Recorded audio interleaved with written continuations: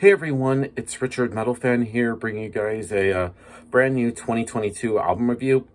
And this is pretty much one of my most anticipated albums for the year. And as you can see below the title, today we're going to be talking about the new album from the band Lorna entitled Pain Remains, which is out now under Century Media Records. Now, I'm pretty sure everybody knows who Lorna Shore is at this point, pretty much in the last year or so. A deathcore band from New Jersey, been around since 2010. And Lorna Shore initially for me, I didn't really think much about them when I first heard them back in like 2015 or so. I thought they were just typical average deathcore band. And I just kind of like wrote them off for a long time. But then let's flash forward to about 2019, 2020, around that time. Mostly, it was actually 2019 when they released a couple songs that would be on their previous full-length, Immortal, when they had that creepy piece of fuck CJ McCreery, which is another story for another time, who replaced, of course, original vocalist Tom Barber, who's now in Chelsea Grin. And then when I heard so I forget what song it was one of the songs from Immortal, and I was like, all right. I was like, maybe I kind of wrote this band off, and then I went and checked out their other albums like Flesh Coffin and Psalms. I thought that was pretty good, but it wasn't until really back last year when they got their current vocalist, Will Ramos, and I was like, all right. And then last year they released an EP called and I Returned to Nothingness, and I thought that was really good. It was only 3 songs, and I was thinking, when I heard the song to the Hellfire, and I was like, oh shit, what the fuck? Especially there's like that breakdown where Will kind of like does those weird animal noises. I was like, this dude is not human at all. And I've pretty much now, Lorna Shore has pretty much grown on me. They're pretty much now one of my favorite bands ever. And of course, this album is, of course, the band's, I believe, 4th full-length album, and this, of course, follows up Immortal, which came out in 2020. And I think this is a really step up. And ever since To the Hellfire, I think Lorna Shore has just gotten mega fucking popular. And I know this current tour that they're currently on with the Aborted, did Ingested, Angel Maker, and of Sulfur. It's like nearly all the tours pretty much sold out, which is insane.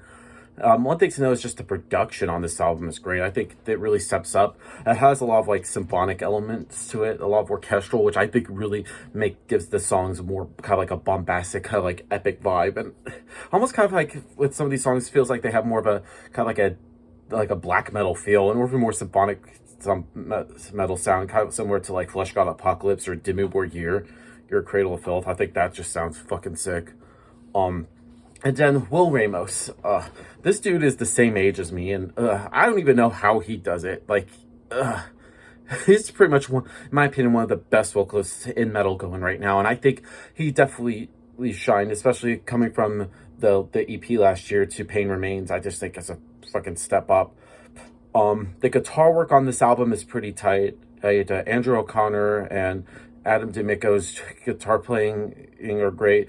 Just both of them come up with some really sick riffs, and just like Adam's like lead playing is just amazing, and same thing with Andrew, sort of like coming up with the riffs. The bass playing on this album is pretty audible. This first album with their current bassist, Michael Yeager, I think he definitely makes the bass really crisp and crunchy. And drumming wise, Austin Archie, I think he fucking kills it on this album. And I don't know, the insane drumming that he does is just fucking great. And so without further ado, and since I rambled on for about 4 minutes now, let's dive into this album track by track. Now, starting things off is Welcome Back, O Sleeping Dreamer. And this is a great way to start off this album. It runs at a beastly 7 minutes, and it gets you all just hyped up for what you're expected for this album.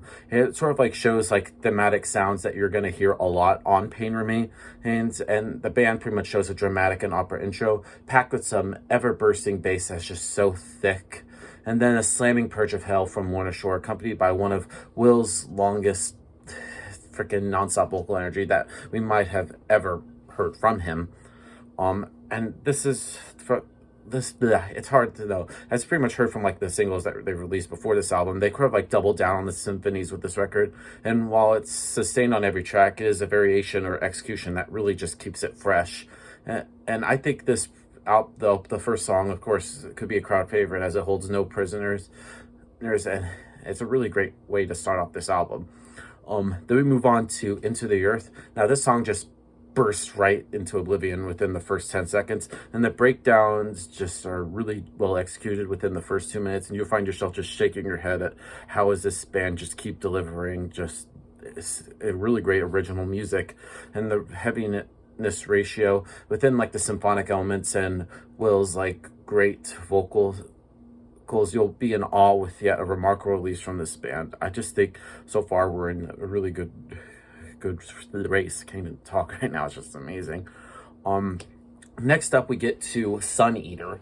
Now this song starts off with sort of like the same kind of like orchestral undertone that was on the And I Return to Nothingness EP, with Will emerging from the dark early along with some hectic blast beats, and the first encounters in the opening 3 minutes will completely stop you right in your tracks, and the production alone will just make you really emotional, and the deathcore grooves will make you move and just go insane.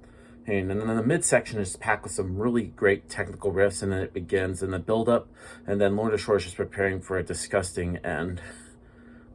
Next song on the album is called Cursed to Die. Now this follows up with a symphonic deathcore kind of sound and impeccably production, and then some tasty breakdowns that I've been wanting. And it has a bit more of the epic melodies thrown in here. It's just insane. Then we move on to Soulless Existence. Now this pretty much kicks off in a cinematic and very eerie fashion, and it remains really intentionally kind of slow, where Will drags out every lyrics with such great articulation, and then the guitar work delivers some great narrative, just packed with some really great precision and wonder. And what I think Will really reminds you vocally with Rush the Ears track is just he's just simply relentless. And this guy just gives nothing less than 100% with every vocal on this album. And then Austin delivers with the symphonies and carefully engineered the ethereal guitars with his really great sick drumming. Next song on the album is called Apotheosis. Now, unlike Soulless Existence, this one takes an intentionally less calculated rhythm and tempo and strikes a somewhat chaos. It remains careful though, with each note is being calculated and leading into the visibility of this record. This is another song that pretty much showcases the band member and just squeezes them dry off their talent, as their instruments are equally showcased, deliver just immense great perfection. Next up is Wrath. Now Wrath brings some attention before the next chapter of this album destroys us. Yes, with the aforementioned elements, has some reminiscent riffs to similar of the EP, which is a nice signature move. Then out of nowhere, one of the most crazy operatic breakdowns of the record appears and just smacks you right in the face with its ferocity, and it repeats again later on, and I think is fucking great. And now we get to the last 3 songs, which are kind of what I would call the Pain Remains trilogy. The first one being part 1, which is called Dancing Like Flames, which of course is a straight up deathcore ballad we never knew what we needed. And the paired video is very emotive, and you find yourself facing into the feelings of spending some alone time with it.